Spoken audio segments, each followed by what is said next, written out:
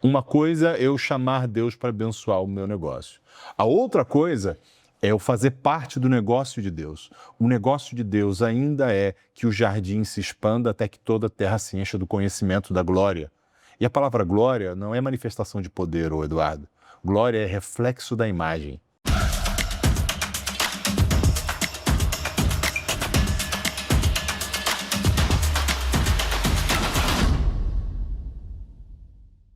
Bem-vindos a mais um podcast do Tela Negócios e Missões, é onde a gente se encontra para falar de cosmovisão bíblica acerca do mundo dos negócios. É como cristão faz negócios com a lente ajustada do Espírito Santo para manifestar o reino nos negócios e através dos negócios. Eu costumo dizer que o Evangelho de Jesus Cristo é sobre o outro, e se você talvez que esteja chegando agora, você é convidado para pensar a partir dessa perspectiva, como empreender com os olhos do Senhor, entendendo que Ele é o dono de todas as coisas, segundo a Bíblia em Salmo nos ensina, e não é o seu sócio. Então, partindo desse princípio, quero agradecer a sua audiência, você que já está conosco há mais tempo, pedindo sempre para você comentar, curtir e compartilhar, os algoritmos adoram, você ajuda a história fantástica, incrível, de superação e de um ensino que eu tenho certeza que vai tocar o seu coração, pelo menos essa o nosso desejo, nosso propósito, a nossa oração, que você vá além da sua zona de conforto. Nós vamos falar sobre mordomia, vamos falar sobre finanças e prosperidade. Até onde tem limite prosperidade? É uma boa pergunta, né? Na verdade, você já parou para pensar aí, no seu negócio tem limite prosperidade? Será que Deus pôs uma tampa para você crescer e expandir o seu negócio? O nosso convidado tem uma história muito pessoal, muito peculiar, que talvez seja a história também da sua trajetória. Então, sem mais, agradecer aqui, Eric Couto. Bem-vindo, Eric. Obrigado, meu irmão. Uma alegria e uma honra estar aqui com vocês. Muito bom, muito bom. Então, vamos falar aqui das devidas credenciais do Eric. Eric é empresário, né, executivo da área de finanças. Então, hoje vai ser uma masterclass sobre dinheiro, certo? Certo, isso mesmo. 2.350 versículos bíblicos, né? Segundo Howard Dayton, lá do livro Seu Dinheiro, do curso do Crown, Finanças da Universidade da Família. Então, falou mais sobre dinheiro do que fé, salvação e amor. Exatamente. Deve ser importante, né? Deve ser importante. Então, vamos falar sobre isso. É o único tema que o Senhor Jesus compara, equivale a nível de governo com o governo dele, né? É o único tema que ele falou assim, você não pode servir a dois senhores. Nenhuma outra desafio, tentação foi colocado nesse nível de importância. Então, deve ser muito importante. Deve ser importante. Vamos falar sobre isso. Eric também assume algumas cadeiras já como conselheiro aí, né? A barba já ficando um pouco grisalha, né? Então, o americano diz que quando os cabelos ficam platinados é hora de sentar em cadeiras de conselho, né? Isso mesmo. Conselheiro de governança, finanças e também autor de 3 livros. Exato. Vamos falar um pouquinho sobre o lançamento. É o 4º ou 3º livro que você tá lançando? Estou lançando o 2º livro agora. O 3º ele já está em elaboração, mas ainda não lançamos. São o 1º e o 3º de cunho teológico, esse 2º, finanças e o reino de Deus também. Boa, para o mercado. E a parte, acho que mais importante da sua vida é casado com a dona Lilian, não é isso? Exatamente. E pai do Eric Filho Júnior. Eric Couto também. Couto, tá bom. E do Caleb. E do Caleb Couto. Muito bom. Faltou alguma credencial aí? Sou cooperador da igreja na cidade de Cascavel, no Paraná hoje, onde eu resido, né? Sou originário do Rio de Janeiro. Me converti, vivi por mais de 20 anos no Espírito Santo e hoje estamos sediados no oeste do Paraná, pertinho da fronteira com o Paraguai, naquele fervo ali gostoso de negócio que acontece. Caldeirão, né? Literalmente, né? E tentando cooperar com o reino de Deus aí, Brasil afora, falando desses temas de empreendedorismo, negócios. Desde 2013 eu estou envolvido com essa questão do empreendedorismo no reino de Deus. Eu sou um dos fundadores da Valorem, lá no Espírito Santo, que faz os empreendedores do reino. Paulo, inclusive, Paulo de Oliveira é um dos fundadores lá conosco. Isso. E desde 2013, então, a gente tem buscado cooperar com o Senhor no despertamento do povo de Deus para a importância de reentender o que é empreender no reino de Deus. Muito bom. Então, se você quer aí um incentivo para ficar conosco até o final, então o Eric vai contar aqui o verdadeiro segredo da prosperidade. Será que tem segredo? Né? Será que tem? Então, fica com a gente até o final aí que a gente vai entender qual é o segredo de destravar essa informação aí para que você seja próspero à luz da Bíblia, que eu acho que esse é isso mesmo. Né, a parte mais importante, mas a gente chega lá. Fica com a gente até o final aí, não desliga não. Bom, Eric, eu tenho uma teoria aqui que já foi, passou um neurocientista aqui, validou, né? Diz que na adolescência, que geralmente vai até os 22, 23 anos, segundo a neurociência, que é na adolescência que a gente recebe muitos inputs que na fase adulta, sobretudo como empresário, né? Então, teve um entrevistado aqui, um empresário, que ele falou que o pai dele disse que ele ia ser CLT. Não é interessante isso? Falou assim, olha, a melhor coisa na vida é ser CLT, zona de conforto e tal. E ele acreditou naquilo, numa verdade tão grande, quando disseram para ele, falou assim, cara, isso é bom que você faz, você não monta um negócio. Não, CLT, não existe outro caminho. E aí ele falou assim, peraí, mas por quê? Né? Diz que o pai dele criou essa mentalidade, essa verdade, e aí depois que ele aceitou Jesus, veio luz e desconstruiu, né? Você também tem um pouquinho dessas histórias, mas a gente conta um pouquinho já. Conta pra gente como é que foi a sua adolescência. Você teve, né, hoje você é empresário, tá em várias frentes aí. Você consegue identificar que na sua adolescência você recebeu algum input de familiar, enfim, que hoje você conecta com essa mentalidade de empresário? Vamos lá. Eu venho de um lar cristão, meu pai era pastor da igreja metodista e plantador de igrejas, então a gente teve, em 18 anos que eu morei na casa dos meus pais, nós tivemos 17 mudanças, algumas moramos em lugares de 6 meses e nos mudávamos. Então, a gente se acostumou com um modelo de tendas, né? Já desde muito novo. Itinerante, você fala? Itinerante, porque não se parava muito. E isso acaba arrojando a gente um pouco mais na coragem, no desafio, na adaptação. Mas aos 13 anos de idade, por conta de uma necessidade específica, a igreja que estava iniciando não tinha condições de dar todo o sustento, a minha mãe incentivou que a gente começasse a fazer, lá no Rio de Janeiro chamava sacolé, aqui em São Paulo deu outro nome, né? É o sorvetinho, né? É o sorvetinho, de saquinho. Isso. E incentivou a gente a fazer e começar a vender. Foi a minha primeira experiência com o empreendedorismo, e aquele recurso era utilizado ajudando nas despesas domésticas, e foi um tempo muito precioso. Passou isso, após os 18 anos, em torno de 19, 20 anos, meu pai fez um investimento pessoal para que eu produzisse camisas com temas evangélicos. Nessa época nós morávamos em Petrolina, Pernambuco. Foi feito um investimento, deu prejuízo, foi uma vergonha, mas foi talvez a minha primeira experiência à frente de um projeto financeiro assim. Porque também os fracassos ensinam bastante, né? Há quem diga que os fracassos funcionam melhor do que os sucessos muitas das vezes. Bom, eu não sei te precisar isso, mas o fato é que cooperou muito. Depois disso eu entrei para o poder público, trabalhei com fiscalização durante 10 anos da minha vida. E só aos 32 anos, quando eu saio dessa atividade, é que eu começo a empreender. Inicialmente, eu era o businessman, fazia consultoria, ajudando as pessoas a prevenir uma ação fiscal e corrigir os negócios. Já era, talvez, na época não se tinha essa expressão, mas era talvez o primeiro protótipo de compliance que se tinha. A gente entrava e fazia toda a verificação e ajudava o pessoal a corrigir o que houvesse nas empresas. Comecei com empresas de comércio exterior, no Espírito Santo, depois migramos para empresas de rochas ornamentais e depois houve uma amplitude. Além dessa área de fiscal, entrei para a área de finanças, pela demanda dos negócios, logo depois governança, e o que me levou ao board de uma empresa que hoje eu estou em Cascavel, eu trabalhei 8 anos como executivo, diretor administrativo, depois diretor de compliance e controladoria, por fim diretor financeiro, e em janeiro de 25, então, migramos efetivamente para a área de conselho, né? Então é esse o plano de fundo que começou lá com um sacolé que minha mãe inventou com 13 anos de idade. Então, só para entender um pouquinho, então com 13 anos você vendeu sacolé, 19 camiseta, e quantos anos você tinha mais ou menos ali que você começou a empreender? 32 anos. Com 32 anos eu peguei todo o know-how que eu tinha adquirido naqueles anos de fiscalização, conhecimento de contabilidade. Naquele momento você era consultor, então? Isso, exatamente. Tá. E o que virou a chave, o que aconteceu na sua cabeça?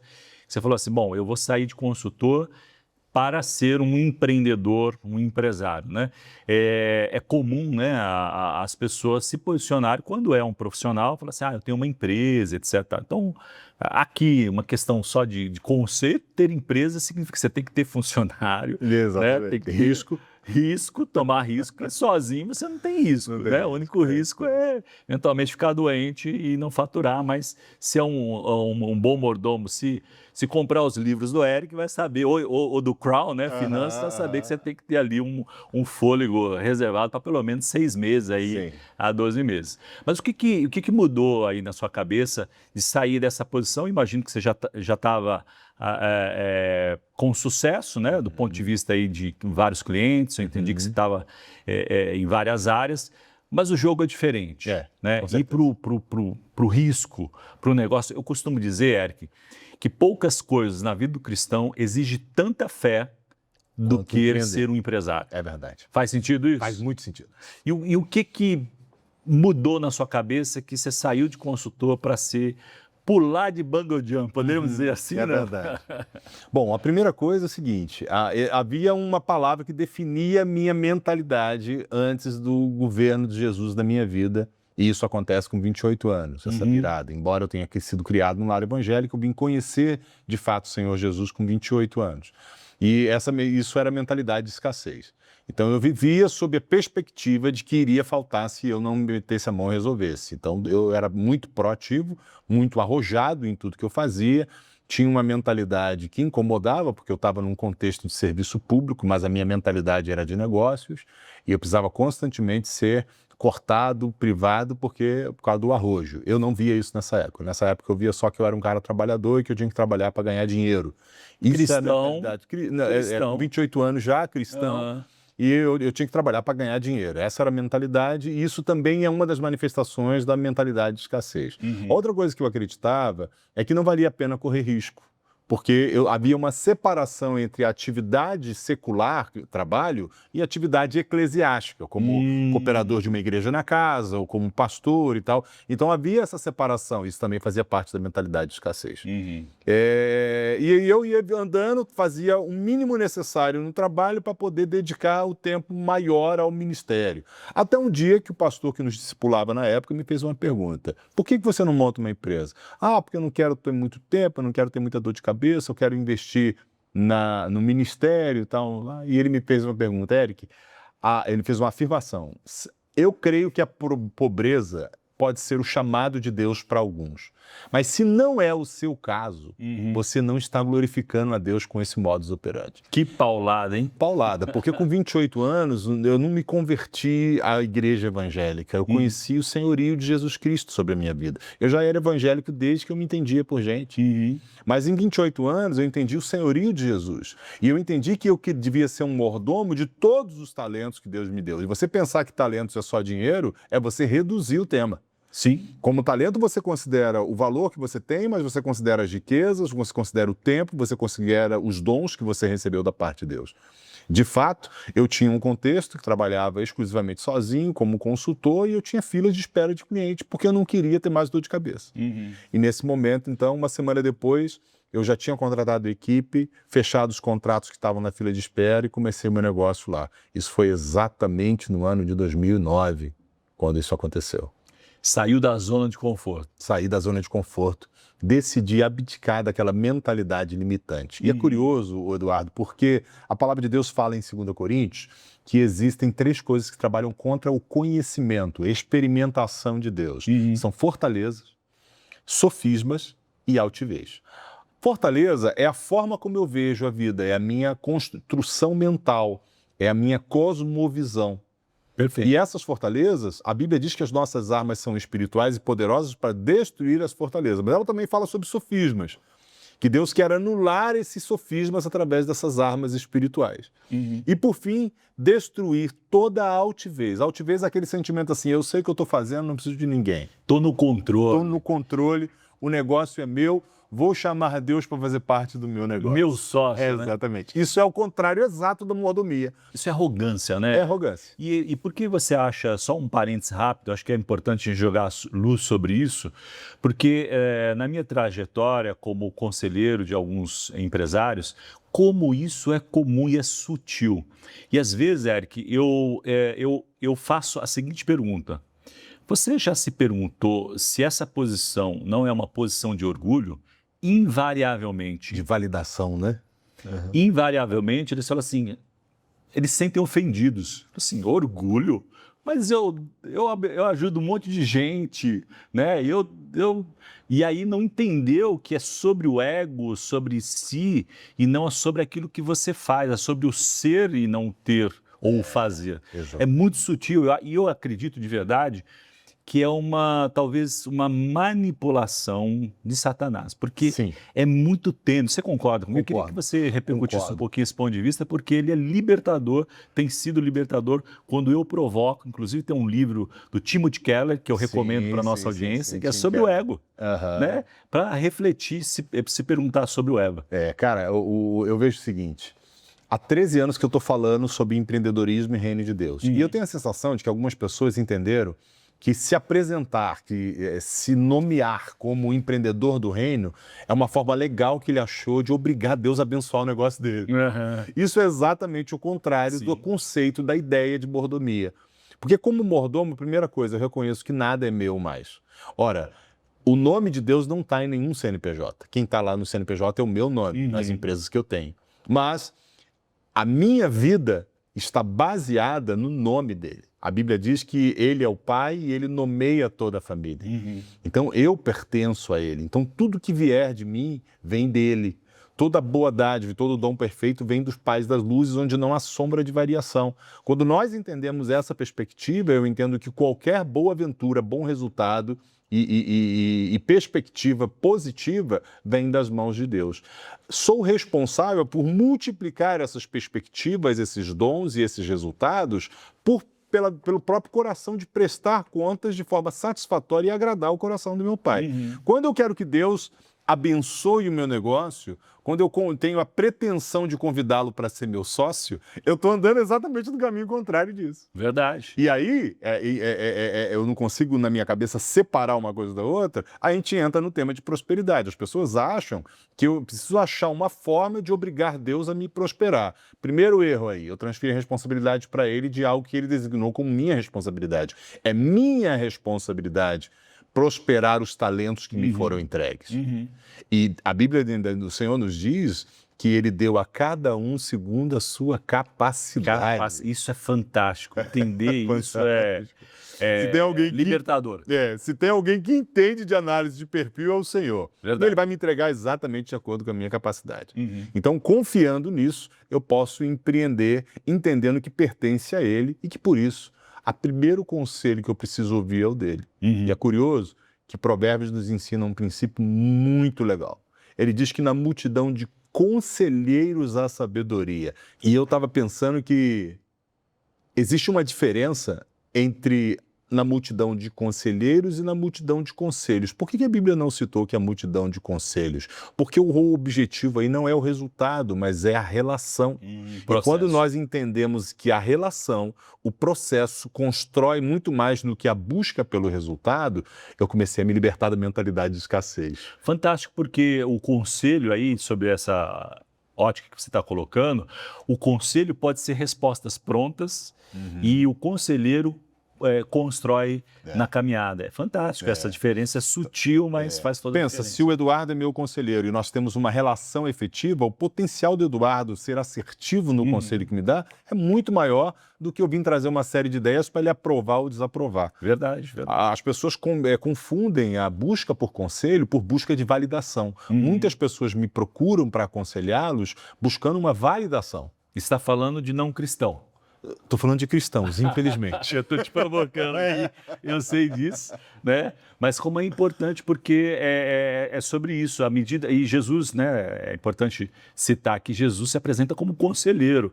é o cara da relação. Se tem uma coisa que Jesus quer, né? Eu tenho filhos adolescentes e sempre insisto, bato na mesma tecla, porque o método de ensino do Senhor é o método da repetição. Exatamente. Né? Se você quer entender o caráter de Deus, é entender um Deus que busca relacionamento, É isso aí. busca trocar ideias, e tem tudo a ver com isso que você está dizendo. Isso nos dá a processo, sensação também do maior talento que nós temos, que são as pessoas. Verdade. E se eu não entendo isso, o próprio mundo, o próprio mercado secular está entendendo que a grande riqueza está em pessoas. Se você tem pessoas, você tem resultados. Se você só tem resultados, você perde as pessoas e perde o resultado. Isso é fato. E tem um combinado aí, né? Eu queria que você explorasse um pouco. Eu brinquei inicialmente sobre o segredo, né, da verdadeira prosperidade. Então, se é verdadeira, tem a falsa, né? É a premissa básica. Mas eu queria que você repercutisse sobre esse ponto, né? Porque a prosperidade bíblica não tem a ver com enriquecer, né? Aumentar os meus celeiros, né? Ou, de uma forma religiosa, dar o dízimo da hortelã, do cominho, né? O que eu quero dizer que você devolver ou pagar contas, isso valida o receber mais. Queria que você insistisse um pouquinho nessa visão de prosperidade, porque ela se conecta com essa visão do outro, né? Concorda comigo? Sim. E vamos lá. Deus não cobra tributos. E o conceito que se aplica muitas das vezes na contribuição, na generosidade e na prosperidade é: eu paguei o meu imposto, agora Deus é obrigado a me abençoar. Fato. Isso é a distorção e o desvio do essencial. Prosperidade é exatamente o contrário de ter. Ele tem a ver com ser. Prosperidade não tem a ver com retenção, com quanto eu retenho, tenho. Pensa que o conceito de prosperidade, a primeira vez que a Bíblia traz isso com clareza, é na construção do jardim. O primeiro empreendimento da história da humanidade foi o jardim. O Senhor cria o jardim e o jardim não era toda a terra. E ele diz para o homem assim: agora você trabalha e guarda o jardim. E você vai se multiplicar e encher a terra. Ora, esse plano estratégico foi o primeiro business plan perfeito que eu vi na minha vida. Legal. Esse plano estratégico demonstra que um jardim, à medida que ele crescesse na quantidade de pessoas, ele se expandiria até que toda a terra se enchesse do conhecimento da glória do Senhor. O jardim em si não era a glória do Senhor. As relações construídas do processo de empreendimento e desenvolvimento eram a manifestação da glória do Senhor. Então isso muda totalmente a minha perspectiva. Prosperidade é quando eu entendo que tudo que eu faço na minha vida visa manifestar a glória de Deus para todas as pessoas.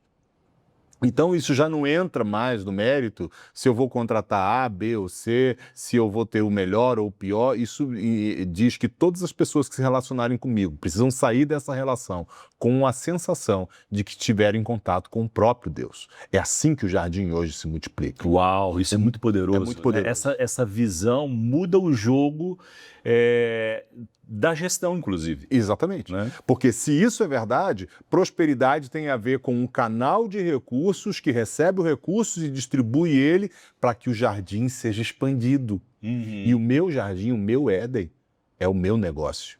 Entendamos então isso, entendemos o que é prosperidade. Aí vamos melhorar didaticamente essa perspectiva. Boa. Deus chama Abraão e fala para Abraão assim: Abraão, sai da tua terra, do meio da tua parentela, quebra os teus paradigmas, a tua mentalidade, que eu vou te levar para uma terra que ainda vou te mostrar. Aí ele empreende e começa a sair. Só que Deus diz outra coisa para ele assim: através de você, eu vou abençoar todas as famílias da terra. A palavra que foi traduzida como abençoar aí no hebraico, Eduardo, ela também poderia ser traduzida como aliançar. Interessante. Então Deus estava dizendo para Abraão: através de você eu vou me aliançar. E aliança na antiguidade entre dois reis, entre dois homens importantes, implicava 3 aspectos: proteção, abrigo e suprimento.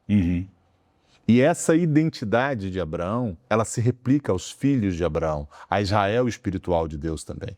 Deus pretende, através de nós, do nosso empreendimento e do nosso negócio, se aliançar, produzir proteção, abrigo e suprimento com todas as famílias da terra. Quando eu vejo essa perspectiva, eu percebo que nada me pertence mais. Então, prosperidade real tem a ver com eu entender que eu sou mordomo de um Deus que é dono de tudo, como diz Salmo 84. Toda a terra pertence ao Senhor e os céus acima dela. Logo, eu mudei a perspectiva e aí eu já não tenho prosperidade, eu sou prosperidade. O que é ser responsável? Ser responsável é você entender que você é a resposta de Deus para uma demanda qualquer que você tenha. Então, eu não dependo do governo para eu ir bem, eu não dependo do mercado para eu ir bem. É óbvio que num ambiente de prosperidade é muito mais fácil você prosperar. Num ambiente de escassez, como o que nós vivemos hoje no país, é mais desafiador. Mas isso não quer dizer que o governo é responsável pela mudança que eu preciso fazer. Isso quer dizer que eu e você, enquanto empreendedores e filhos de Deus, temos a responsabilidade de mudar até o governo para que esse ambiente de jardim se instale nos negócios. Essa consciência faz toda a diferença. É eu entender o que é ou não é prosperidade. Naquele conceito mentiroso de prosperidade, Deus tem que me abençoar porque agora eu sou empreendedor do reino. Sim. No conceito verdadeiro de prosperidade, eu sou a resposta de Deus para o fim da escassez na minha geração. Logo, reter para mim, enquanto outros não têm, se torna um desvio de propósito. Quando eu entendo isso, eu estou vinculado a um propósito que é muito maior do que eu. E o meu negócio é só uma das ferramentas que Deus colocou para cumprir o seu propósito nessa terra. Poderoso isso. Eu queria só, então, aqui jogar um pouco de luz sobre isso, e olhando aqui para a câmera, eu gostaria de verdade que você se fizesse esta pergunta. Você entende que você é a prosperidade? Eu gostei muito disso, viu, Eric? Vou incorporar aí também que eu acho que eu sou, talvez, tentando um pouco de humildade, né? Talvez eu seja o mais abençoado aqui, porque passam tantas histórias preciosas, ensinos, né? Mas eu queria insistir nesta pergunta para você que eu tenho feito para mim. Você se reconhece como sendo a própria prosperidade? Porque isso quebra, primeiro, crença limitante. Sim. Né? O segundo ensino fantástico que você colocou aqui, responsabilidade. A responsabilidade é minha. Isso aí. Né? Não delega para Deus, para o governo, né? Porque acho que a gente, talvez uma questão cultural, é uma reclamação. E eu gosto de lembrar sempre, né? De novo, ensinando aos meus filhos, Israel passou 40 anos no deserto só porque murmurou, por mais nada, não precisava levar tantos anos. Eles transferiam a responsabilidade. E isso é tão difícil às vezes, né? Bom, um coração grato e generoso Deus vai reconhecer. Mas voltando aqui só para fechar esse ponto que eu acho muito importante, Eric, quando você entende que você é a prosperidade, a primeira coisa talvez que você faça, né, além de se alegrar, seja perguntar, ok, então para quem é o dinheiro que eu estou produzindo? Você fez uma conexão fantástica. Não existe generosidade sem essa mudança de mentalidade no quesito prosperidade. Porque se eu entendo que eu sou a prosperidade enviada por Deus para propiciar o crescimento do jardim, assim como Deus fez com Adão e como Deus repete o comando a Abraão, separando já para a formação do povo dele. E eu entendo que essa mesma identidade repousa sobre a igreja do Senhor e que como igreja do Senhor eu sou esse responsável, aí eu entendi o que é generosidade. Generosidade não se trata de eu pagar 10% de imposto para Deus para fazer o que quero dos 90%. Isso é tão roubo quanto o contexto de Malaquias, que o Senhor fala assim, vocês me roubam quando vocês não trazem os dízimos e as ofertas à casa do Senhor. Hoje, no contexto de reino de Deus, onde Ele é Senhor e dono de todas as coisas, eu não dou 10% para fazer o que quero com os 90%. Eu entendo que todos os 100% foram disponibilizados por Deus para que esse jardim se amplie. 10% desse valor eu posso entregar, eu devo entregar na congregação para o sustento pastoral, para que as pessoas possam gerir isso de forma coletiva, talvez estrategicamente mais assertiva. Mas o restante que ficou em minhas mãos, eu tenho a responsabilidade de aplicar o mesmo princípio de mordomia e ver, então, a mão do Senhor agir. Isso se baseia no seguinte, uma coisa é eu chamar Deus para abençoar o meu negócio. A outra coisa é eu fazer parte do negócio de Deus. O negócio de Deus ainda é que o jardim se expanda até que toda a terra se encha do conhecimento da glória. E a palavra glória não é manifestação de poder, Eduardo. Glória é reflexo da imagem. Deus quer que toda a terra se encha do conhecimento da imagem do Senhor. Eles vejam a imagem do Senhor. Quando eu entendo isso, eu entendi que eu sou a prosperidade. Foi corrigido no meu coração o contexto de generosidade. A generosidade, ela se expressa em como eu sou hospitaleiro, em como eu dou a assistência necessária, como eu transmito conhecimento. Generosidade tem muito pouco a ver com quanto dinheiro eu dou para as pessoas. Então, assistencialismo, alienação não tem nada a ver com generosidade. Tem a ver com o consolo da minha consciência, porque eu estou usando o resto para o meu bel prazer. Deus quer corrigir isso numa mentalidade de um empreendedor que, de fato, quer o reino de Deus dentro da sua empresa. Muito bom. Eu costumo dizer que generosidade tem a ver com intencionalidade e identidade. Muito Se legal. você não entender a questão da identidade e, portanto, a intencionalidade, você não vai ser entendeu generoso. sobre generosidade. Mas deixa eu voltar um ponto aqui, porque o que você está dizendo, ele vai além dessa questão financeira, né? Com certeza. Quando você fala, você começa a participar do negócio de Deus, né? Isso tem a ver com propósito. E uma das perguntas que talvez esteja na moda, e eu acho que faz sentido, que o empresário cristão pense nela, mas é muito comum, né? Não sei se é porque os coaches vendem isso como uma solução mágica, né? Venha descobrir o seu propósito. E eu costumo dizer, Eric, eu queria ouvir a sua opinião também, entender o seu propósito, na verdade, é entender qual é o propósito de Deus. Exatamente. Né? Então, você não tem um propósito seu. Se você, se você entender que o seu propósito é fazer a vontade do seu Pai que está no céu, a semelhança de Jesus, que é o modelo, né, que é a modelagem perfeita de um negócio do reino, né? Jesus dizia o seguinte, né? Estou cuidando dos negócios do meu Pai. Né? Então, são referências aqui para ajudar, e nos aconselhamentos que eu tenho feito também, é levar essa consciência. Você está participando do maior propósito que existe, do maior negócio. Né? E eu faço uma brincadeira. Eu falo, olha, se você tem a oportunidade de participar de um negócio de R$1 milhão, e você também tem a oportunidade de participar de um negócio que são centenas de trilhões de dólares, qual você prefere? Né? Aí todo mundo vai falar assim, o de centenas de trilhões de dólares. Pois é, o negócio do seu pai é de centenas de trilhões de vidas. Né? É muito mais valioso. A verdadeira riqueza. Então, eu queria que você fizesse essa correlação aqui para ajudar a nossa audiência, que entender que essa questão de prosperidade e propósito, ela é muito maior do que só falar de dinheiro. Mas é importante também falar de finanças. Legal. Então, eu queria que você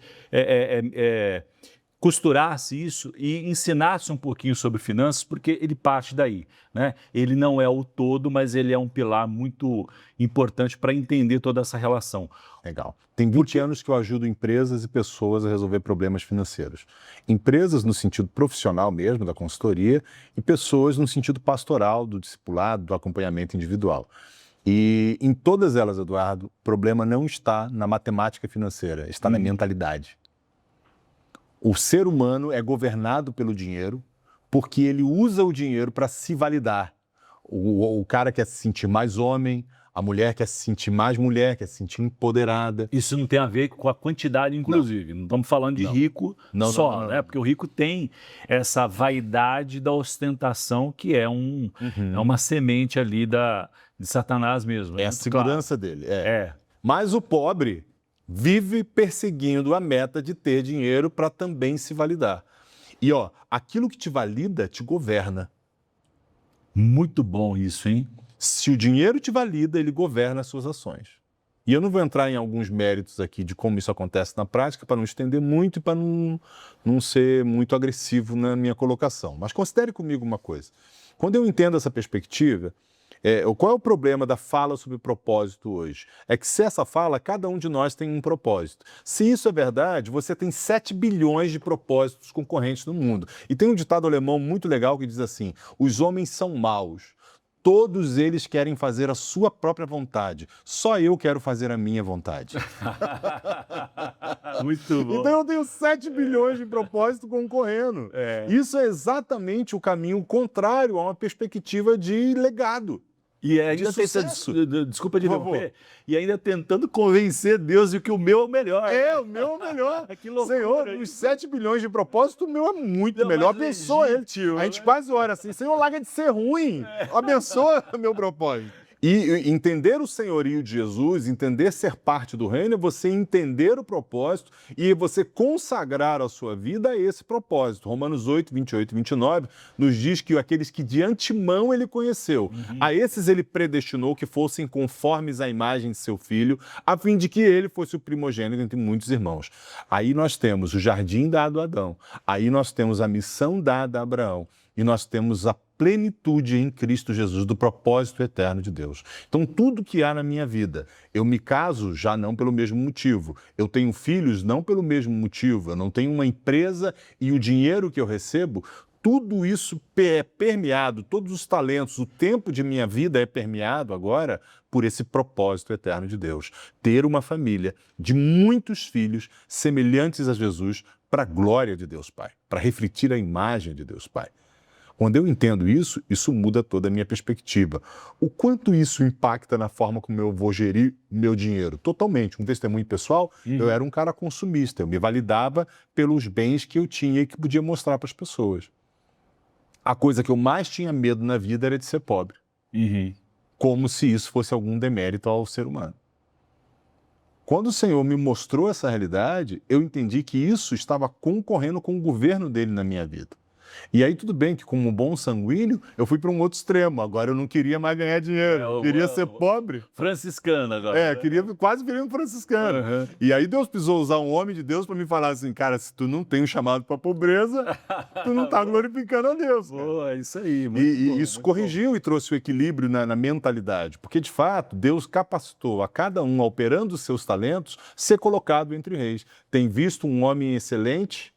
Entre o rei será posto e não entre a pedra. É isso aí. Então nós precisamos entender que existe trabalho duro, existe seriedade, mas antes de qualquer coisa, eu preciso entender que o propósito não é algo que eu adquiro quando eu assisto uma boa palestra. O propósito é eu entender o propósito eterno de Deus. E aí sim, eu vou chamar assim para simplificar, aí eu entender qual é a minha missão dentro da realização desse propósito. Eu vou dar um outro testemunho interessante, Eduardo. Eu estava uma época para ir dar uma palestra num determinado seminário, com um time de pastores que estavam se formando, e eu ia falar sobre propósito, fui chamado para falar sobre propósito lá. E naquela noite, eu ainda tinha aquela crise de separar o santo e o profano, achar que o meu trabalho era do mundo dos homens e a minha ação ministerial era do mundo de Deus lá. E aí era santo, era separada. Eu não tinha entendido que tudo era santo a partir do momento que eu me entreguei ao Senhor. E aí o que acontece é que eu estava no meio de uma crise, era uma quarta-feira à noite, eu ia dar palestra na quinta de manhã, na turma, e eu sentei na sala e pensei assim, como é que eu vou falar para esses caras sobre propósito, quando isso não está claro para mim ainda? Uau, eu passo o dia inteiro me confronto, sentindo culpado de estar trabalhando e agora eu vou falar para ele sobre propósito. Fui dormir com esse elefante branco, orei, deixei o elefante sentado na sala e fui dormir. Às 3 horas da manhã o Senhor me acorda e o Espírito Santo fala comigo assim, o propósito de alguns é ajudar os outros a entenderem o seu propósito. A missão de alguns é ajudar os outros a perceber a missão. E aí eu entendi qual era a minha missão dentro do propósito eterno de Deus. Dali em diante, todo o meu trabalho, toda a visão que eu tinha profissional foi ressignificada e, enfim, aquela separação do mundo dos homens e do mundo de Deus acabou. E eu estou falando desse termo me referindo a Santo Agostinho mesmo, depois que trouxe, né? A cidade dos homens, a cidade de Deus. Uma boa referência. Exatamente. Deus, naquele dia, curou a minha consciência em relação a isso. Eu entendi que tudo, a partir daquele momento, desde o momento que eu conheci o Senhor Jesus, era santo no momento que Deus me designava aquela tarefa. Tudo era ministerial. Tudo estava voltando em glória para Deus. Ou não. Então o que precisava mudar era o quanto eu precisava de validação e aprovação da sociedade, dos meus pais, da minha esposa.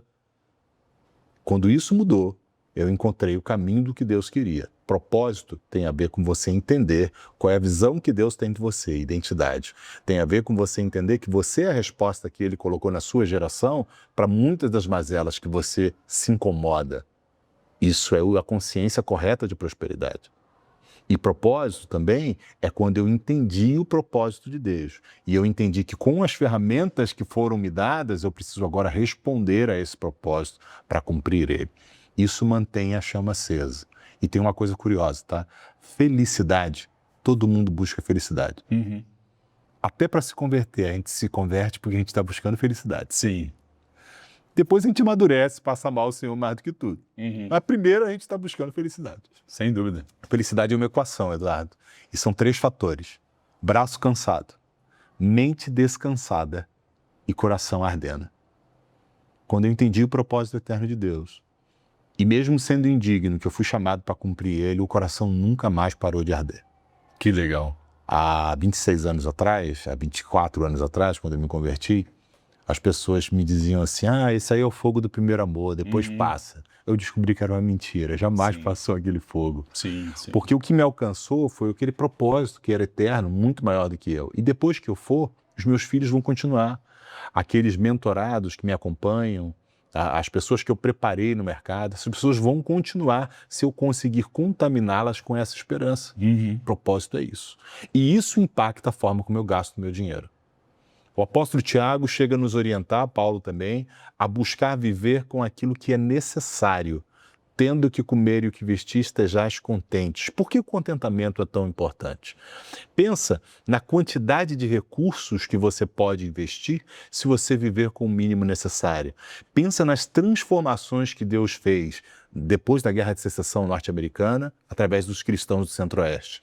Depois da Revolução, antes da Revolução Industrial, através dos nossos irmãos puritanos, todos viviam uma vida modesta porque entendiam que os recursos eram do Senhor. E que agora precisavam ser aplicados para que houvesse uma resposta à economia mundial. Como assim, Eric? Sim, nós estamos vivendo no Brasil hoje, eu creio, um momento muito similar a esses momentos da história, onde Deus espera que homens e mulheres de negócios sejam a resposta de Deus para a crise econômica, moral e espiritual que o nosso país está.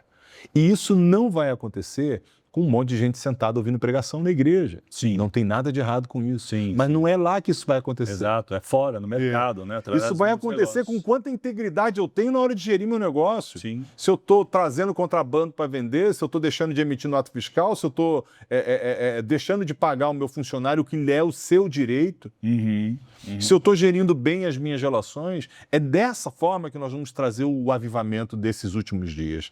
E eu creio que Deus hoje está chamando a gente aqui no Brasil para ter uma posição séria em relação a isso. E isso não começa com uma consultoria do Eric ou do Eduardo da empresa. Isso começa com arrependimento, com metanoia, com mudança de mentalidade.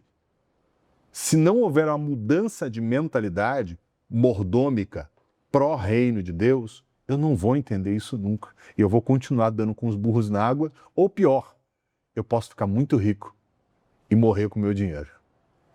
Que é o pior destino que pode acontecer, né? Você comentando sobre essa questão, me veio a palavra maturidade, né? E olhando também um pouquinho para o meu passado e esse episódio que eu citei aqui, naquele momento eu me senti nu e me senti envergonhado mesmo, né? Porque eu fiquei pensando, falei, puxa, mas Deus já tem me dado tantas coisas, e que tipo de oração sem sentido. E a partir daquele momento eu decidi, eu falei, olha, a partir de hoje eu quero entender o que Deus quer fazer através do meu negócio. Porque eu fico orando, pedir para ele abençoar, eu já tenho um carro importado, já moro bem. O que eu quero mais, né, cara? E eu me senti um menino mesmo, né? Então eu queria, e você comentando aí, me veio essa lembrança da minha experiência e queria realmente aqui reforçar esse pensamento para você, né? A maturidade, ela é libertadora, porque quando você é menino, você quer, Paulo diz, né? Vai de novo ficar dando leitinho espiritual, e o maduro já come com as próprias mãos, já alimenta o outro, né? Fazendo esse comparativo. Então, o chamado é esse, né? Vamos deixar de ser menino, vamos deixar de ficar engordando, né? Vamos deixar de ser religioso, né, Érica? Acho que é um pouco disso. É isso. Né? Vai lá, cumpre a tabela, é fiel nos dízimos, nas ofertas, ajuda no departamento A, B. o evangelho é muito mais sobre isso, né? Se a gente for na origem da palavra igreja, chamados para fora. Exatamente. Eu tive também Meu terceiro livro é sobre esse tema. O Legal. título é Eclésia. Legal, muito bom, muito necessário, viu, Eric? Para esses tempos que nós estamos vivendo, né, que tem a ver, tem uma referência lá da Argentina, Ed Silvoso, que fala bastante sobre esse tema. Sim. Né? Então, a importância de você não terceirizar aquilo que o Senhor nos confiou neste tempo. Né? Eu encontrei um empresário uma vez que ele jurava que ele era o maior dizimista e ofertante da igreja. Eu falei assim, mas você já perguntou, porque você já perguntou se é só isso que Deus... Ele falou, mas você não ouviu, eu sou o maior. Eu falei assim, não, mas você perguntou para Deus se é só isso, né, que Deus quer que você faça? E ele falou assim, mas o que você está sugerindo? Ele falou, estou sugerindo para que você assuma a posição que Deus te colocou como homem de Deus, e não como menino, e ele era mais velho que eu, olha o desafio, né? Pergunta para Deus, o que mais? Porque você entrou aqui nessa sala, né, falando para ele, fazendo a seguinte pergunta, eu queria saber a sua opinião, você fala de validação, né? Falou de validação há pouco. Se você acha que eu devo dar o dízimo da empresa, sabe aquela pergunta clássica que talvez você esteja se fazendo agora? Eu tenho que dar o dízimo da empresa ou é só o dízimo da pessoa física? Já te fizeram essa pergunta? Outra que é muito recorrente. O dízimo tem que ser do bruto ou do líquido?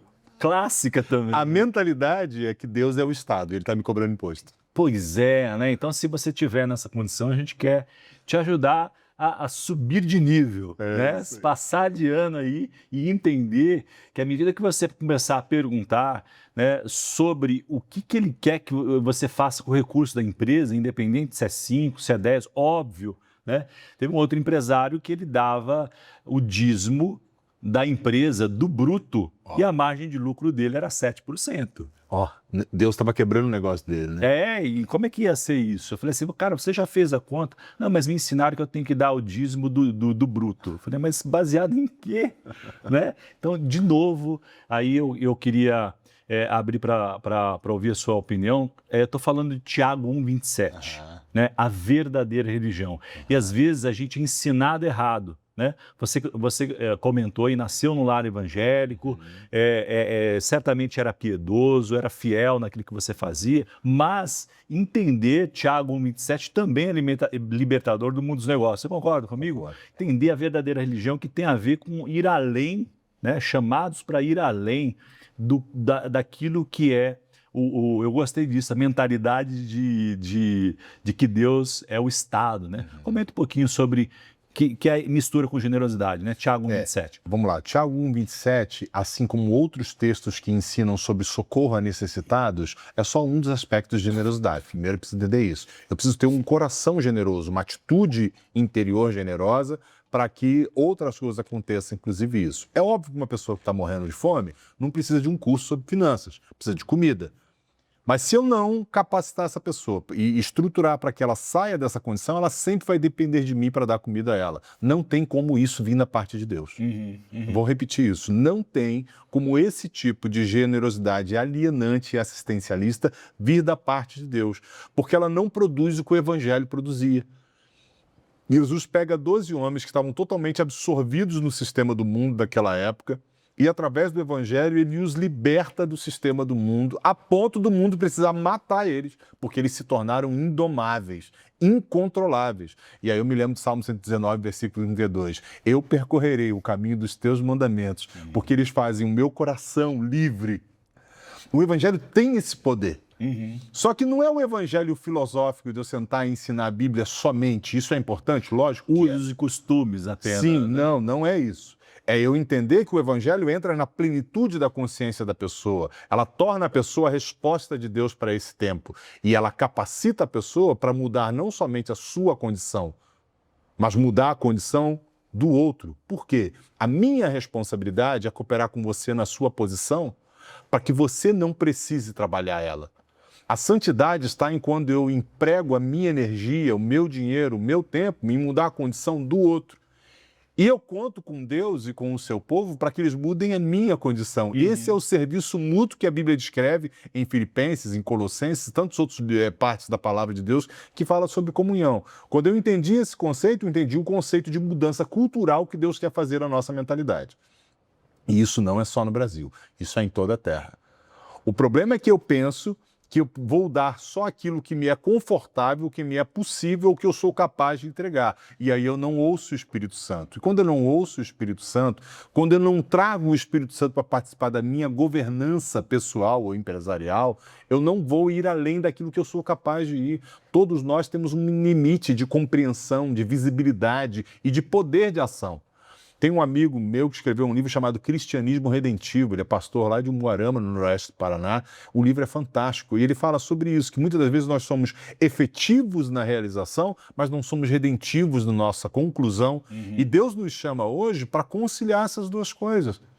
Eu vi muita efetividade em mim, mas pouca capacidade de redenção até ser medido por essa régua, por esse KPI eterno. Boa, usando um termo aí. Exatamente. Negócios, né? Eu quero ser efetivo em tudo que eu faço, mas eu também quero ser redentivo, eu quero ir além. O chamado de Deus é para que nas nossas ações nós tornemos essa redenção plena e não somente no conceito cristão evangélico. O melhor propósito de Deus não é que eu me torne membro de uma igreja. O propósito de Deus é que eu seja filho dele, que eu faça parte de sua família e que todos nós juntos transmitamos a glória do Senhor. Os nossos negócios é só mais um espelho pelo qual esse reflexo acontece. Muito bom. Você falou agora citou governança, né? Governança. E eu queria misturar dois assuntos aqui que são temas importantes do seu chamado aí, né? Provérbios 1:27 diz que da multidão de conselheiros a sabedoria, citamos aqui, né? E também essa questão da governança, que para muitos é um palavrão, né? É verdade. Então, acho que uma questão cultural, para fazer justiça, né, à nossa audiência, é muito comum que as empresas grandes, multinacionais, tenham um conselho, né, ou tratem esse tema de governança. Eu também tenho sentado em algumas cadeiras de conselho, tenho tratado esse tema de governança, estou inclusive sentado numa cadeira para aprender mais sobre governança num curso de master de conselheiro de governança.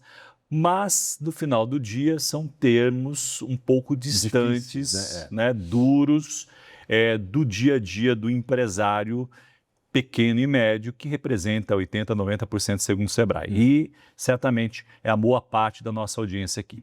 Então, eu queria a pergunta de uma forma bem objetiva aqui, para ajudar mesmo a nossa audiência a entender que ter conselheiros no seu negócio, né, e o tema de governança, que tem a ver com ética, uma série de outras coisas, eles têm que ser pilares do seu negócio, independente se você tem 1, 2 funcionários. Faz sentido isso, Faz Eric? sentido. Comenta um pouquinho sobre, então, conselhos ou conselheiros e governança. Eu gosto de trazer a tese sempre pela antítese, né? Então, o que não é governança? Governança não é você ter um grupo de conselheiros somente. Governança também não é você fazer as coisas que, no final das contas, é você que decide, você manda e acabou. A governança é quando você cria um modelo de processo de decisão, um modelo de operação em que você consiga efetivamente perder o poder como imperador do seu negócio. Então você atribui alçadas e responsabilidades que vai tirar de você a capacidade de interferir. Já não sou eu que decido sozinho quem contrata, quem deixa de contratar, quanto gasta, como gasta, o orçamento, a previsibilidade. Então, isso é governança. Então, o conselho é necessário, é o coração da governança, mas ele é só um aspecto. Ok. O conselho, a governança, ela passa por integridade. Então, passa por conselho, passa por integridade, passa por estrutura, não necessariamente formalidade. A cabeça do brasileiro é que governança é algo para a empresa que fatura 300 milhões por ano. Governança é pesado, é formal, é burocrático. Não, isso não é verdade. Eu posso ter estruturas simples. Eu tenho trabalhado com implantação em modelos de governança em pequenas e médias empresas, inclusive startups. Ora, essas empresas precisam de mobilidade, de rapidez. Eles não podem ter uma estrutura de governança que trave a decisão. Não, só vai ter uma reunião do conselho daqui a 2 meses, então a gente tem que esperar para decidir. Não existe. Em 2 meses a empresa quebrou. Sim, startup é Acabou. dia a dia, né? No dia a Cada dia. dia é um... Então, existem modelos para cada tipo. E existem modelos de transição. Esses dias, há um tempo atrás, eu implantei um modelo de uma governança em uma cooperativa no sul do país. E um modelo que, se o Instituto Brasileiro de Governança Cooperativa olhasse, ia arrepiar os cabelos dele. Falar, não, cara, isso aí não é governança. Não, isso é governança. Adaptado, um modelo de transição até que haja maturidade institucional para isso. Então, uma empresa que fatura R$350 mil por mês, talvez ela não tenha uma maturidade institucional e nem tenha a possibilidade de um modelo de governança como uma empresa que fatura 300 milhões no ano. Mas ela precisa ter alguma governança. E, eu estou persuadido a crer, Eduardo, que não existe mordomia cristã no meu negócio se não há um modelo de governança implantado. Interessante. Então, você quer dizer que mordomia é sinônimo de governança ou governança sinônimo de mordomia? É isso aí. A mordomia pode ser um conceito filosófico na minha mente, mas ela só vai se tornar prática se eu tiver uma estrutura de governança dentro do meu negócio. É a materialização. É a Eu acho que materialização. isso é legal porque torna tangível e prático, porque o Peter Drucker diz que a cultura come a estratégia do café da manhã. Então, assim, puxa, eu saí daqui incendiado com esse Eric botou fogo na minha mente, mas eu preciso estar no operacional. Né? E aí eu acho que é uma chave importante para tangibilizar, né? Você quer ser um bom mordomo? Então implementa uma governança. É isso aí. Faz sentido. Esses dias eu recebi uma ligação de um cliente meu. E ele falou comigo assim, Eric, me ajuda aqui, eu tô a ponto de perder a cabeça. Por quê? Não, porque o meu diretor de RH me proibiu de contratar uma pessoa, eu mandei o currículo, falei que eu queria a pessoa, ele disse que não. Isso é governança. Simples assim. Né? Você perde o poder de império. Isso, exatamente. E a gente precisa entender, tem 20 anos que eu presto consultoria, Eduardo. E em 90% das vezes que a empresa estava com um problema era o dono da empresa. É verdade. É assustador isso. A governança precisa acontecer para que, por exemplo, na minha empresa existe isso. O modelo jurídico, digamos assim, da minha empresa me dá a capacidade de tomar as decisões sozinhos, mas eu me recuso a fazer isso. Porque é proteção para você, exatamente. né? Eu preciso de que os meus sócios, na multidão de conselheiros ali, eles me ajudem a encontrar a sabedoria. E quantas vezes eu estou com vontade de fazer, convicto a fazer, e eles falam, não vamos fazer não.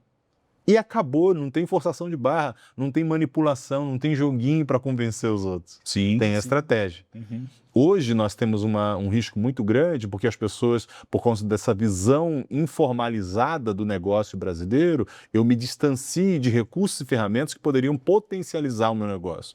Já é provado no mundo das startups, por exemplo, que as startups que têm governança, eles têm até 80% de chance de adquirir investimento com mais credibilidade. Claro. No momento que nós estamos no Brasil, credibilidade é tudo. Sim. Ninguém quer botar dinheiro onde tem risco. E é até insano você pensar que haja crescimento numa mentalidade dessa. Mas isso é verdade. A governança vai me comprovar que o meu negócio tem credibilidade, tem integridade, não vai trazer passivo reputacional para os meus investidores.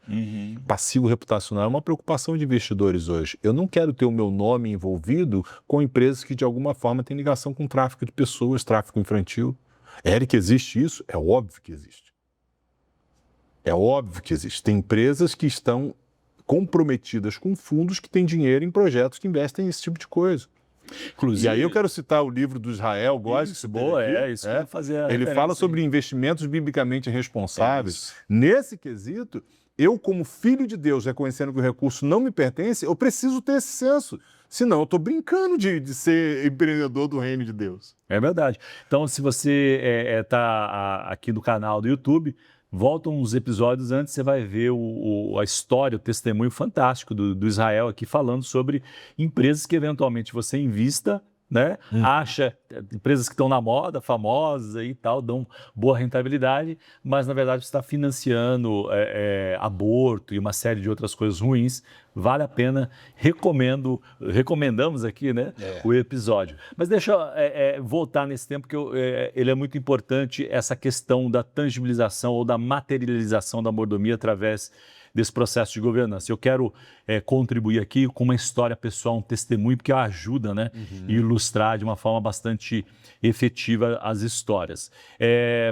Talvez alguém esteja se perguntando, poxa, mas eu não tenho dinheiro para pagar um board, Mas olha a experiência que eu vivi alguns anos atrás, né? Empresa ligada ao segmento de tecnologia, alguns anos atrás, multiplicador de 10, 12, 20, e aí o mercado ali com o dinheiro sobrando, e eu fui procurado por uma startup. Olha que interessante, uma empresa super jovem, tinha 2 anos, e tinha uma tese muito interessante, realmente muito interessante, bastante agressiva e tudo mais, e eles desejavam comprar uma das empresas da qual faz parte do grupo. Mas aquilo casou com o maluco para o momento que eu estava pensando, né, de expandir, de fazer algumas coisas, até de alguma forma pensando mesmo em expansão do reino ou de impacto. Então, olha que interessante isso que você está dizendo, né? E trazendo esse exemplo pessoal aqui. Aquela proposta, ela casava com um momento que me parecia muito claro que se encaixava, ok? Mas como alguém que já errou muitas vezes, né, o caminho inquestionável é o caminho do joelho, né? É verdade. No Vale da Bênção, que é aqui próximo a São Paulo, tem uma frase que eu gosto muito, né? Caminho de joelhos, né? Se as palavras não fazem mais sentido, caminho de joelhos. Então, orando ali, eu falei, Deus, quase que pedindo, mas eu não cheguei nesse nível, porque eu já tinha aprendido a lição, né? Diz um amigo que quando você não passa de ano, você repete, Deus vai te pondo dificuldades até você passar de ano. Então, não caí na tentação de pedir para Deus validar aqui. Eu falei, olha, Deus, tem aparência de algo que é a resposta da minha oração, mas, né, o coração do homem faz planos, a resposta certa vem do Senhor. É para eu fechar um negócio? A resposta de Deus foi muito, muito direta. Procure 7 pessoas. Eu estava ali com o one-on-one com o presidente do conselho, né? E ele me deu o nome das 7 pessoas ali. Me veio a fisionomia, e um dos caras, pensa num cara, a agenda cheia, tá no avião, tá mais no avião do que nas empresas. Difícil, né? É o cara que eu tenho acesso, mas o modus operandi você manda uma mensagem, depois de uma semana ele responde. De tão ocupado. Ele falou assim, olha, eu vou ter uma janela, e aí Deus me colocou aquela direção, e aí eu falei, bom, eu vou começar pelo mais difícil, né? Vou mandar uma mensagem aqui. Rapaz, imediatamente ele falou assim, eu estou livre agora, você quer me ligar? Não é nem manda mensagem, liguei. E aí contei a história, né, de uma forma bem sintética ali, e aí eu falei, queria ouvir o seu conselho. Ele falou assim, não venda. Uau! Falei, amém, muito obrigado. 1, 2, 3, 4, 5, 6, o 7 falou assim, cara, de quanto nós estamos falando? Estou falando de alguns bons dígitos. Cara, eu conheço teu coração, você vai fazer muita coisa para o reino, etc. Tal. Vende. Eu falei, amém. Bom, 6 contra 1. Na verdade, 7, né? Porque naquele momento ali... Seu coração. Eu já tinha desistido, né? Porque cada um, e foi interessante, cada um dos 6 colocou um ponto de vista muito interessante, né? Um falava sobre a responsabilidade com os funcionários, outro com uma série, e eles foram construindo ali uma visão mesmo muito clara de que não se tratava de que talvez seja uma pergunta recorrente e Deus não funciona no atacado, né? Uma outra pergunta que me fizeram uma vez, falei assim, poxa, mas se Deus confiou um negócio, você não deveria nunca vendê-lo, certo? Mas o negócio é de quem? É de Deus ou é seu? Né? E aí é uma outra história aqui. Mas o meu testemunho é de que os conselheiros, né, e eram pessoas que eu tinha relacionamento, que conheciam a minha vida, conheciam meu coração, a minha história, né? E aquilo foi tão livramento que 2 anos depois a startup quebrou. Uau! E ficou devendo para o mercado. Uau! Como saber o que vai acontecer em 2 anos? Tem como. É impossível. É impossível. E nenhum dos 6 trouxeram essa perspectiva. Né? Falou, você já pensou o que pode acontecer, etc. Tal.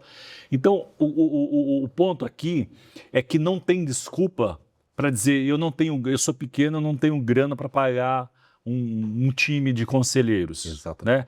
Né? Você tem outros empresários, comunidades como a Rede Tela, se cerca de pessoas piedosas, empresários sérios, busca, né, uma rede de apoio. Acho que isso é importante. Deixa eu fazer um adendo aí, eu acho que é importante o que você falou. Olha só, nós somos chamados para a vida eclesiástica, a vida de eclésia, a vida de igreja, nós somos chamados a uma vida em comunidade. Então, primeiro, consciência que precisa mudar. Sozinho eu não vou conseguir para lugar nenhum. Boa.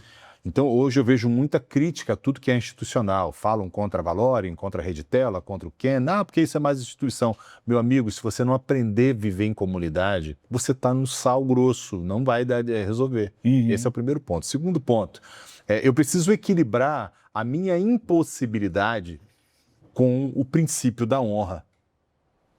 É óbvio que se eu tenho alguém me aconselhando e eu colho bons frutos disso, é digno diante de Deus que em algum momento eu retribua essa bênção. No mínimo pagar um almoço. Exatamente, no mínimo, que seja. E eu costumo dizer, né, quando eu chamo para algumas pessoas me aconselhar, até para dar aí uma dica boa, né, fala assim, a pessoa precisa almoçar, eu também, então deixa eu te pagar um almoço. Mas lógico que eu levo sempre para um restaurante, e não é sobre dinheiro, né? Não. Mas é mais sobre a relação. Eu penso que o maior ganho numa situação dessa, Eduardo, é a relação que nós construímos. Eu tive uma experiência em 2015, 2016. 2015, eu estava prestando consultoria financeira a um irmão que estava num nível de endividamento muito alto no norte do Rio de Janeiro. E nós fizemos um trabalho lá, ensinamos ele a lidar com bancos, a negociar com bancos. No meio do contrato, tinha 6 meses de contrato, ele me chamou e falou assim, eu não vou poder manter o contrato. Chegou num nível periclitante. E eu falei, cara, eu não vou também abandonar o contrato agora no meio do caminho, porque a gente está tendo bons resultados já. Então, os próximos 6 meses, você custeia só a minha vinda e eu vou vir uma vez por mês aqui e a gente vai continuar fazendo o trabalho. Pro bono. Era meu irmão, meu amigo, então era natural que eu fizesse isso, eu não esperava nenhum resultado. Passou o tempo, eu fui embora para Cascavel. Final do ano de 2017, me liga. Ô, fulano e tal, tudo bem, bom te ver e tal. Você soube dos resultados, Eric? Não. Rapaz, então, encerrei o pagamento do banco tal esse mês, zerado e tal. Alegria, oramos, choramos juntos, nos alegramos ali, comemoramos. Quando foi à tarde, entra um valor na minha conta, expressivo assim. Aí eu liguei. Mano, o que é isso aqui? Mano, era digno que eu repartisse o meu lucro desse ano com você. Uau, isso é honra, né? Eu não precisava do dinheiro. Pois é. Eu não tinha pedido, não tinha expectativa. Mas percebe um coração generoso? O então, coração generoso prosperará, né? Isso é muito legal, a gente tem referência. Só que nem todos podem fazer isso. Sim, mas não é sobre isso. Eu não devo perder a oportunidade de contar com essa riqueza no corpo de Cristo por conta disso. Eu sou conhecido como um cara que responde mensagens de quem não conhece. Eu achei que você era palestrante, você era escritor, você jamais ia me responder. Porque isso é um serviço, isso é um ministério no corpo de Cristo. E nós precisamos, não é desculpa, eu não usar dessa riqueza porque eu não tenho dinheiro. Então você falou muito bem falado e eu quero encorajar as pessoas a crerem nisso e a terem a ousadia até de falar assim, não posso te atender. E é isso, né? Não dê desculpas, né? Busque conselheiros e faça isso com um coração aberto de quem quer realmente aprender, né? Coração ensinável, como diz a Bíblia. Eu, Eric, estabeleci um percentual de pro bono dentro das minhas horas produtivas, né? E eu tenho certeza que, mesmo que você não puder pagar, você vai encontrar, se você for sincero, o Senhor vai conectar, né? Mas, de novo, aproveita aí a unção, né? Pega aí o código, né? E aí, quando você puder, e não é sobre dinheiro, né? Honre aquele que você buscou conselho, mas não tem desculpa agora para, saindo do episódio do Eric Couto, né? Estabelecer aí uma boa prática de governança, de conselheiros, né? Então, vamos alinhar aí ao padrão da sua empresa, qualquer que seja o tamanho, ao padrão do reino. Boa, Eric? Bom conselho? Ótimo conselho. Excelente. Estamos caminhando para o final aqui, tenho 3 perguntas clássicas, já tradicionais aqui, tirando a Bíblia, óbvio, que é o concurso, né? A Bíblia é um manual, né, para o empresário, para o empreendedor, mas que livro que mudou a sua mentalidade, te deu uma cosmovisão, ainda que seja cristão ou não cristão, mas que te fez enxergar aí o mundo dos negócios com uma outra perspectiva? Na área de finanças, eu fui muito influenciado por 2 livros que me impactaram profundamente, que mudaram a minha mentalidade. Primeiro, do Craig Hill, Os 5 Segredos da Riqueza. Muito bom. E é muito legal esse título, porque você pensa que ele vai falar sobre riquezas terrenas e ele está falando sobre riquezas eternas o tempo todo. Já deu um spoiler, mas o livro é fininho.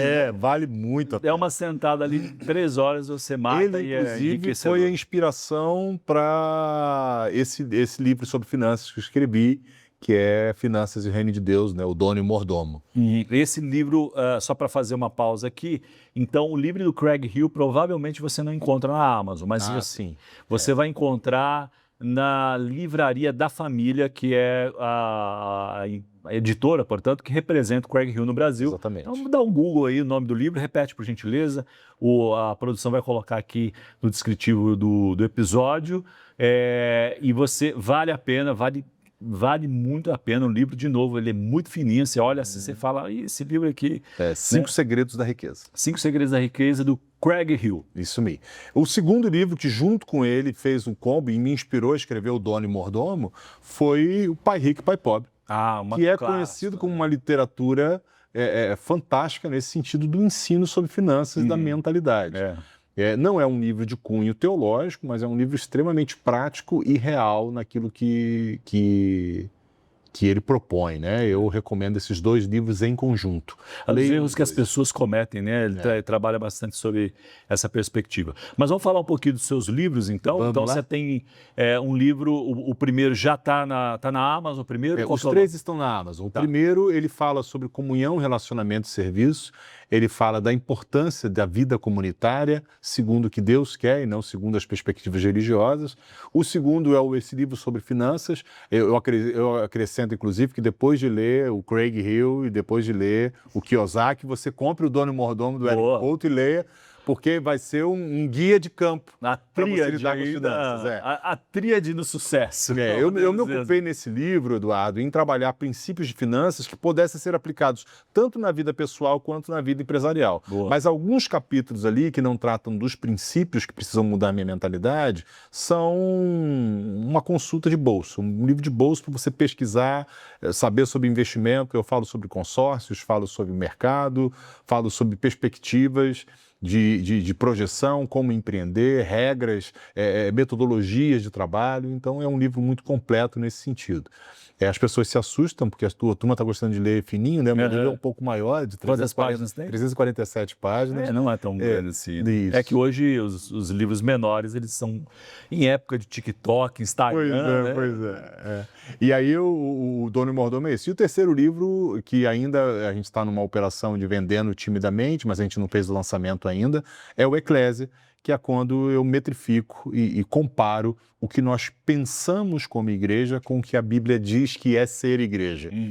E aí esse livro, eu vou dizer para mim, talvez seja a obra-prima. Eu misturei literatura, teologia e poesia nele. Legal, diferente. Foi um livro que a cada capítulo eu terminava em lágrimas, eu ouvindo o Senhor. Então, é aquela obra que te dá prazer de ter feito, sabe? É o seu filho.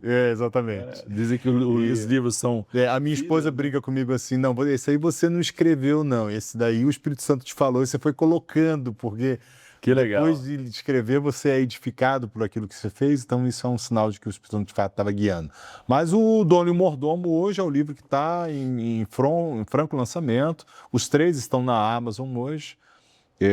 Nos meus canais também estão à disposição. Minha página lp.ericouto.com.br. Lá tem os livros com os links já para compra. Tem alguns cursos que eu lanço lá também sobre finanças e reino de Deus, sobre empreendimento no reino de Deus. Tem um curso específico, mais técnico, sobre BPO financeiro e um curso de formação para conselheiros fiscais. Já está lá na minha página landing page também para poder ajudar aí. Boa. Puder. Sabe que eu tenho uma prática e virou cultura lá em casa, que a gente compra livros para abençoar. Que benção. Quando a gente gosta, eu ensinei aos meus filhos assim, você gosta de um livro, depois compra mais 2, 3 e abençoa alguém. Né? Então fica aqui também. É uma boa cultura. A recomendação, né? Adquira aí os livros do Eric e se você gostar, compra mais uma caixa, né? Abençoa o Eric e abençoa outras pessoas com aquele que te abençoar. Vamos lá, tem 2 perguntas ainda mais. Olhando para sua câmera aqui, que conselho você daria para um empresário? Olhando na câmera como se você estivesse dando para uma só pessoa. Eu quero te falar o seguinte, muitos acreditam que empreender no reino de Deus é você não ter dívidas, não passar por aperto e não ter conflitos sobre pagar ou não alguns boletos num determinado dia. Isso não é verdade.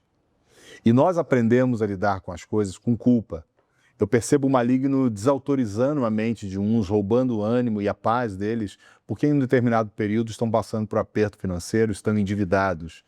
Deus nos chama a ver todas essas coisas numa perspectiva de responsabilidade. Responsabilidade é quando eu olho para frente e falo assim, o que eu preciso fazer agora para mudar esse contexto e voltar a florescer o jardim. Eu quero te convidar essa manhã a que você mude a perspectiva de culpa para a responsabilidade. Deus não quer culpar você pela situação financeira que você está, mas você tem a responsabilidade de mudar ela e tem a capacitação pelo Espírito Santo de Deus de, empreendendo no reino de Deus, sair dessa situação. Muito bom, e o ponto de partida aí, acho que pode ser, eu vou incorporar, já disse que, né, já tem autorização do autor aqui, né, uma boa ajuda para você se posicionar aí com esse conselho do Eric é repetir, eu sou a prosperidade. Amém. Né? Você sendo a prosperidade, com certeza o bom pastor vai guiá-lo como uma boa ovelha. Bom, eu estou aqui com o meu óculos do futuro, né? Um óculos de inteligência artificial da Meta aqui do Ray-Ban, para falar sobre visão do futuro, né? Fazendo um trocadilho aqui. E a nossa última pergunta é sobre isso. Vou ligar o óculos aqui, então esse take aqui ele vai compor o nosso episódio. E a última pergunta, então, Eric Couto, qual o seu sonho grande? Bom, eu disse que Deus está fazendo algo no Brasil que ele fez na Revolução Industrial, na Guerra de Secessão Americana, pós a Guerra de Secessão Americana, e eu falei que Deus está fazendo algo. A mão de Deus nitidamente está se movendo no Brasil com homens e mulheres de negócios cheios do Espírito Santo que querem o reino de Deus. O meu sonho é estar no centro da vontade de Deus nesse movimento. É responder a Deus e todo o anseio do propósito eterno de Deus, cooperando com a casa dele e cooperando com a nossa geração, para que nós sejamos transformados, possamos transformar o país e o mundo que nós vivemos hoje.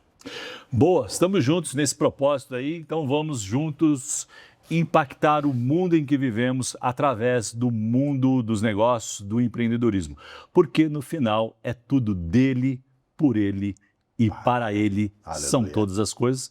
Ensina Romanos 11:36, que tem sido aqui o meu versículo para este ano e para essa temporada. Falando de temporada, queria agradecer mais uma vez a sua audiência e pedir gentilmente que você comente, curta e compartilhe muito essa história que eu tenho certeza que vai ajudar a chegar a um nível de maturidade e abrir os olhos daqueles que estão talvez precisando dessa história tão abençoadora quanto a história do Eric. Mais uma vez, muito obrigado pela sua audiência.